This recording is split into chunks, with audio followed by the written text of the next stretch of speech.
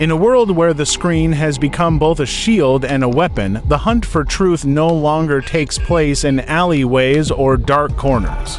It happens in pixels, usernames, and fleeting messages that vanish before the human mind can register their meaning. It is late 2025, and online predators are evolving faster than the systems designed to stop them. In this battlefield of code and deception, a new kind of hunter has emerged. Not a hacker, not a detective, but an artist. Their craft, forensic art, the study of expression through data, emotion through digital trace. They do not chase shadows, they translate them. Music builds softly, tense strings. Forensic artistry, once limited to sketching faces of fugitives, now operates in the abstract spaces of the internet. Avatars, emoji strings, linguistic fingerprints. The human imagination has become both the weapon and the defense. Behind every digital mask, there is a heartbeat, a pattern, and a story waiting to be revealed. The case that changed everything began with a file labeled Muse001. No name, no photo. Just fragments, a voice clip, a distorted profile picture, and a string of coordinates that led nowhere. The Bureau of Digital Crimes called in someone they hadn't worked with before. Leah Cortez, forensic artist, behavioral analyst, and reluctant visionary. Leah's methods were unconventional. She treated online predators like subjects in a portrait. Every choice, font, emoji, even the rhythm of their replies, became part of the composition. Where traditional investigators saw noise, she saw brushstrokes. They don't hide who they are, she once said. They just speak in code. My job is to translate the language of fear into the language of form.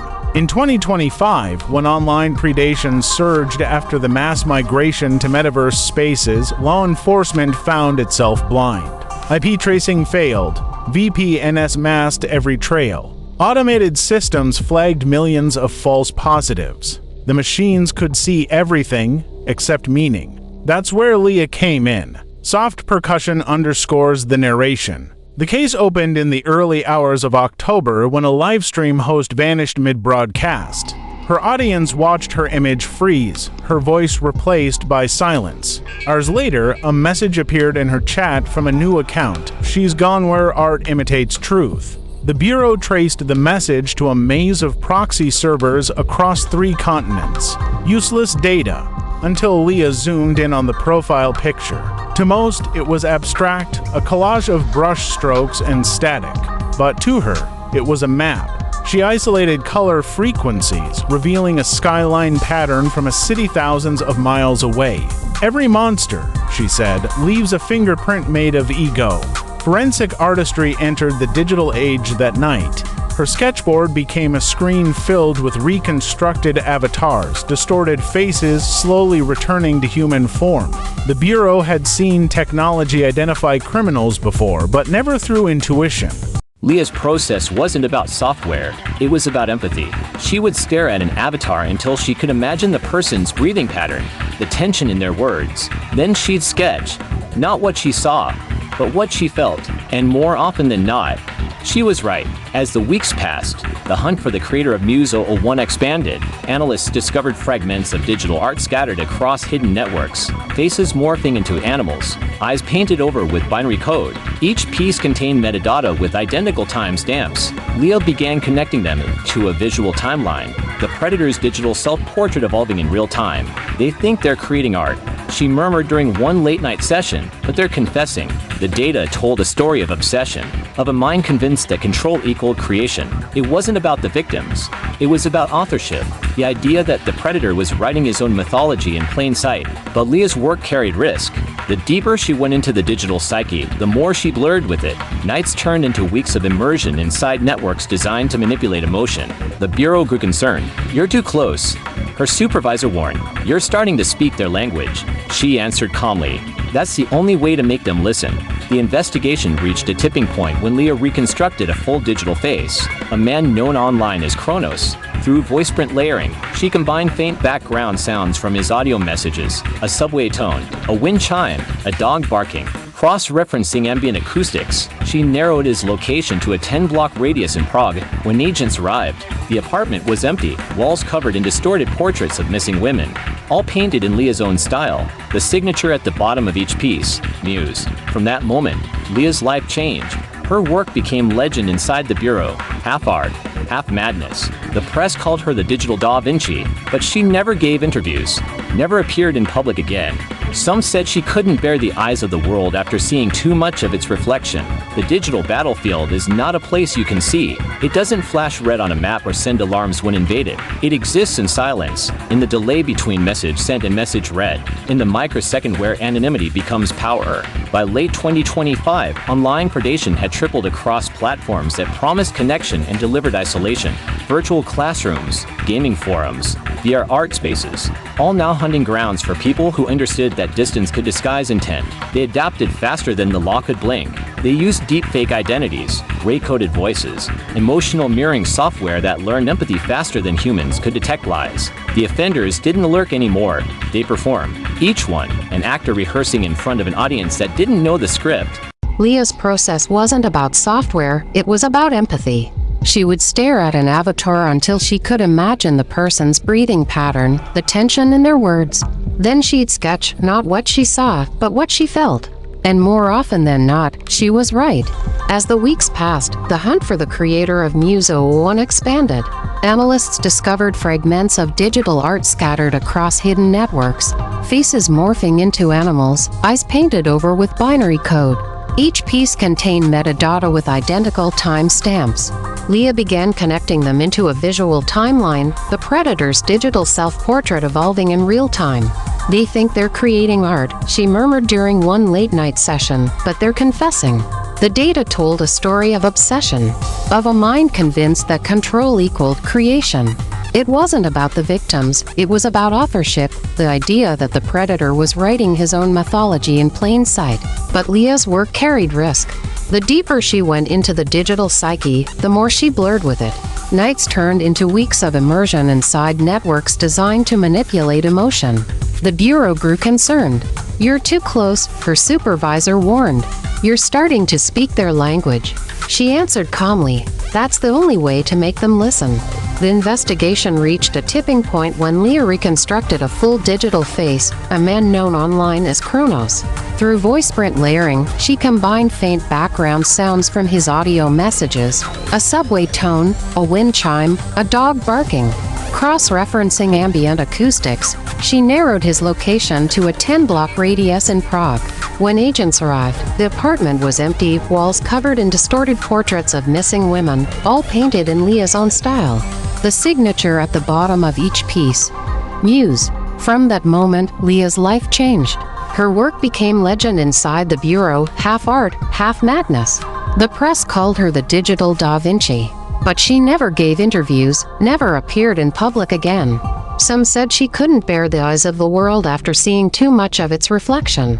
The digital battlefield is not a place you can see. It doesn't flash red on a map or send alarms when invaded. It exists in silence, in the delay between message sent and message read, in the microsecond where anonymity becomes power. By late 2025, online predation had tripled across platforms that promised connection and delivered isolation. Virtual classrooms, gaming forums, VR art spaces, all now hunting grounds for people who understood that distance could disguise intent. They adapted faster than the law could blink. They used deepfake identities, recoded voices, emotional mirroring software that learned empathy faster than humans could detect lies. The offenders didn't lurk anymore, they performed. Each one, an actor rehearsing in front of an audience that didn't know the script. Law enforcement, built for the physical world, was losing the invisible war. IP tracing gave location but not intent. Metadata exposed patterns but not personality. Every predator could vanish in a keystroke, leaving only digital static behind, evidence that meant nothing without context. Inside the Bureau's Cybercrimes division, the walls flickered with overlapping data streams. Rows of analysts worked beneath cold light, each monitoring 1,000 conversations at once. Their job? To find meaning in chaos. But machines can't feel nuance. They don't sense fear or guilt. They calculate. Leah Cortez walked through that room the first day she joined the unit, her sketchbook tucked beneath one arm, her expression unreadable. She didn't sit at a terminal. Instead, she stared at the scrolling feeds, eyes scanning usernames like they were brush strokes. They all sound the same, an agent muttered beside her. Bots, decoys, impersonators. Leah tilted her head slightly. Listen harder, she said. They all breathe differently. That was her gift, not seeing, but listening through patterns. Where others saw syntax, she heard tone. Where analysts looked for signatures, she felt temperament. Every username carried rhythm, every punctuation a pulse. Over weeks, she began building what she called linguistic portraits, sketches not of faces but of personalities. Some sentences ended abruptly, suggesting impatience or anxiety. Others curved in a rhythm that suggested manipulation or charm. Each variable told her something the database couldn't. This isn't coding, she explained in one training session. It's portraiture. We draw not what's visible, but what's felt. Soon, her techniques spread across agencies. Analysts learned to blend software with intuition. Facial recognition paired with voice print analysis, augmented by human empathy. Forensic art wasn't about aesthetics anymore. It was about translation, the language of deceit rendered in human form. Her lab became the nucleus of a revolution. They called it the Atelier, a hybrid workspace where artists and data scientists collaborated. On one wall, sketches of avatars reconstructed from fragmented screenshots. On another, timelines linking usernames to emotional behaviors. It's like tracing brush strokes through sound, Leah said. Every predator leaves rhythm in their speech. You can't mask cadence. Using new technology, her team began to merge behavioral linguistics with gait analysis extracted from low-resolution video. Every twitch of the mouse, every delay before a response, every momentary silence, data points forming outlines of identity. Machines helped with numbers. Humans interpreted the ghosts in between. The results startled even the skeptics. Within months, the Atelier solved 3 cold cases involving online grooming networks. The patterns were too precise to ignore. Leah's team decoded a string of emojis used by a predator ring. Subtle variations in color tone indicated shifts in command structure. To the untrained eye, it was noise. To Leah, it was hierarchy. "You're turning art into evidence," a prosecutor said during a briefing. Leah answered quietly, "It's always been evidence. We just never looked long enough." But success came at a cost. The predators began to adapt. They studied her methods, using them against her. Fake sketches appeared online mimicking her style, designed to waste bureau resources. A cat-and-mouse game began, each side creating art to deceive the other. It was no longer about crime, it was about authorship. And Leah felt it deeply. "They're learning empathy," she told her assistant one night. "But without conscience, it's just imitation." The assistant looked up. "Then what do we do?" Leah sighed. "We stay human longer than they can pretend." In those long hours, she began experimenting with something radical: emotional cartography, mapping human feeling through digital residue.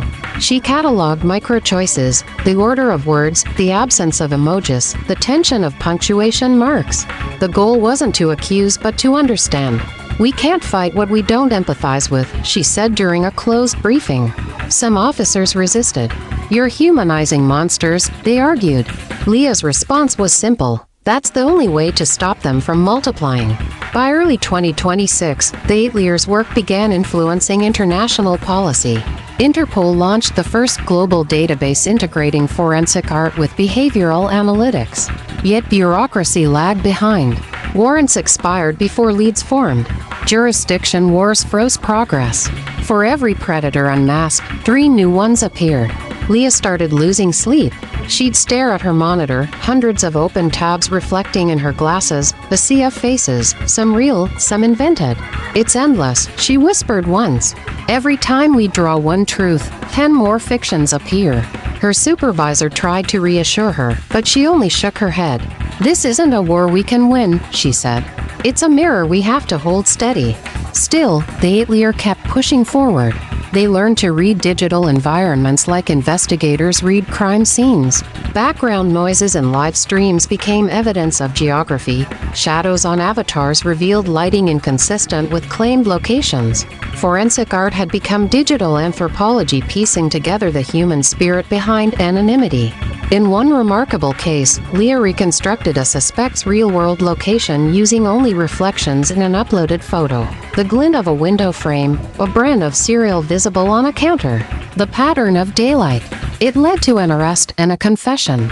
The case became proof that intuition, guided by data, could rival any algorithm. But what made her extraordinary wasn't the technology, it was her restraint. Never assume malice where loneliness explains more, she often told her team. Predators aren't born monsters, they become them in silence. Yet the world outside wanted headlines, not nuance. Media outlets turned her into a myth, the woman who could see through the screen. Her name trended, her sketches circulated online without permission. Some called her savior, others accused her of invasion of privacy. Leah ignored it all, focusing only on the work. But somewhere inside, she knew the line between observation and obsession was growing thinner. By mid-2026, a pattern began to emerge. A new series of crimes, eerily familiar, mirrored her own methods. Avatars designed to mock her reconstructions. Messages addressed directly to her. "Draw me if you can." It was the return of the ghost muse, or someone imitating him. Each clue more personal than the last. Her colleagues noticed she began locking her office, working late into the night. When asked why, she only said, "Because he's still painting." One night, a junior analyst found Leah asleep at her desk, surrounded by half-finished sketches and lines of code. She woke, disoriented, muttering, "It's not about him. It's about what he's teaching others to see." Within days, she isolated a fragment of metadata linking Muse's new activity to a single private server labeled Atelier Archive. Someone was feeding the criminal their own research. The hunter was being studied. When Leah confronted the bureau director, she demanded access to internal audit logs. "Someone's turned our methods into blueprints," she said. "They're using empathy as camouflage." He refused authorization, citing national security. Leah stormed out, whispering to her team, "Then we'll finish this ourselves." What followed became the most dangerous operation in the history of digital forensics, an unsanctioned pursuit that blurred the boundaries between investigator and subject, art and obsession, justice and self-destruction. The atelier no longer slept. Monitors glowed through the night, each one a window into chaos. Leah stood in the center of it all, surrounded by sketches of faces that might not exist. The predator known as Muse had returned, or at least, someone wearing his voice. The messages were crafted with surgical precision. Each contained fragments of Leah's own phrasing, mimicking her style, twisting empathy into mockery. It wasn't just a taunt. It was an evolution. The digital battlefield had turned inward. The line between artist and subject had dissolved. "He's building a mirror," Leah murmured, tracing her finger over a blurred avatar. "Not to see himself, to make us see him." Her assistant, Jordan, hovered nearby, pale and restless. "If he's inside our archive, he knows how we work," they said. Leah nodded slowly. "Then we stop thinking like agents." She looked up. "We start thinking like artists." They began dismantling their own systems, disconnecting servers, sketching evidence by hand, cross-referencing memory instead of data. For weeks, they communicated using analog sketches slipped across desks. Every digital move might be watched. Leah returned to graphite and canvas mediums Muse couldn't manipulate. "You can't hack paper," she said quietly. "You can only misread it."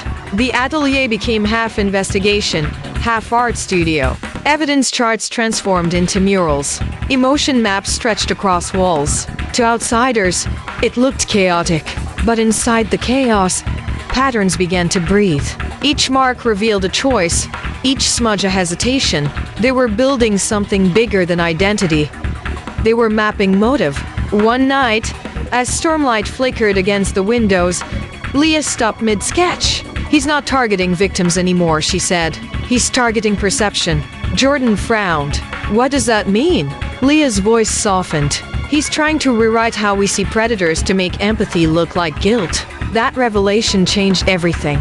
The Bureau reopened the case under new directives, but the higher Leah climbed into bureaucracy, the more resistance she met. Some officials called her findings too interpretive. Others accused her of blurring art with psychology. She countered with data tone clusters, syntax weights, timing analysis, all pointing to a coordinated campaign of digital deception. But still, doubt lingered.